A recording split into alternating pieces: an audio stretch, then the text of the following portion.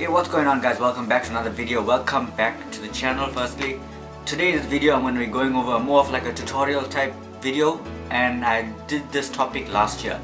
It goes in correlation with regards to changing the serpentine belt on the E90. Now in the video I mentioned something about the belt tensioner and the idler pulley. I didn't get a chance to make that video because of the accident which happened last year, and I'm filming this part of the video on the exactly 1 year after that entire accident. So I'm not going to talk about that. I'll just leave links to everything in the video description so you can check those videos out. Now this is a follow-up video to the serpentine belt video because the E90, like I mentioned in the previous video, was making some noise. Now I'm just going to put this out there. I've done the idler pulley change and I've done a belt tensioner change. It still did not clear the problem. The problem actually was the alternator bearing, and I did not do a video on that because I did not know what I was doing at the time, and I was learning as I was going along, and it was more like a rush thing to get the car back up and running.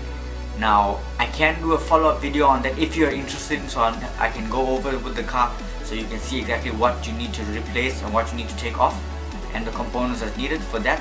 But in terms of doing the car, it's running well, and I'm not gonna jinx anything. I'm not gonna say anything about that.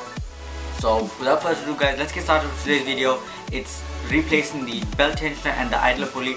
Links to everything will be in the video description, as well as you can check out the components with regards to Amazon links and as well through BMW as well. I'll leave the exact part number for you to see so you can check it out. Without further ado, let's get started with today's video. Little extra, I've used my little pink GoPro again. This was inside the engine bay when I was working, so you're going to see direct footage as for what's going on from here, as well as footage from outside of the vehicle, and I'm going to voice over the entire thing so you know exactly. The tools you're going to need are all going to be in the video description as well as in the video as well, so you can see exactly what tools are which, and you'll see all that is needed, the steps involved. It's fairly simple. It can be done in 10 minutes if you know exactly what you're looking for and exactly what you're doing. Now to replace the pulley and the tensioner, it's very simple. As long as there's no tension on the belt, you're going to have to remove the belt, get everything off, and you're going to follow steps from there, and you'll be good to go. It took me literally about 15 to 20 minutes with removing and replacing the belt tensioner and the idler pulley, and then finding out that it's still not right. I could have left the older part, but these are genuine BMW components, and I'd rather have that on the vehicle instead of generic aftermarket components, because my car covers a lot of mileage and I need to have it running in good running order. So I'd rather have the original parts and have the aftermarket ones as a spare should I need it. Okay, what we're looking at now is just us unboxing all of the components, the idler pulley and the belt tensioner. What we're actually examining is the condition of it to see exactly what's what, noticing what comes in the packaging and whatnot. Now this is directly from BMW, the dealership and the parts department, so you're going to have to use your VIN number to get exactly the right components, but I'll leave the video description the part numbers that are there. What we're looking at now is the belt tensioner itself.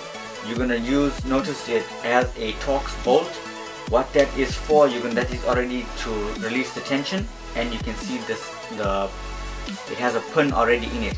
What that pin is doing is holding the spring in tension so that you can put the tensioner in place, bolt it down, and then you can release the pin so that you can set the belt in place. Now also you're going to notice that we have the idler pulley as well, the belt tensioner and the idler pulley.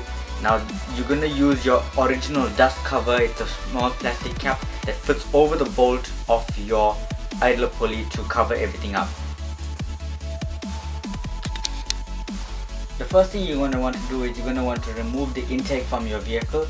Now this will be the use of the T20 Torx screwdriver, and you're going to remove 3 Torx screws that holds the intake in place, and from there you're going to grab your T60 Torx bolt or Torx tool that you're going to be using to release the tension off the tensioner and remove the belt completely.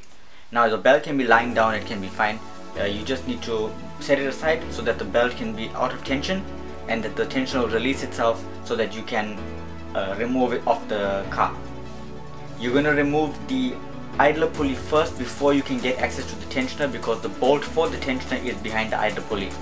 Now the pulley uses an Allen key, I believe, so you're going to use an Allen key socket and get that off, and you're going to use okay, I was right. The idler pulley, you're going to be using an Allen key to remove. I'm not too sure on the exact size, I didn't actually check, but it's the one that actually fitted. So you're going to remove that using an Allen key socket, and from there you're going to remove the belt tensioner with the Torx socket. I'll leave links to all of it will be in the video description.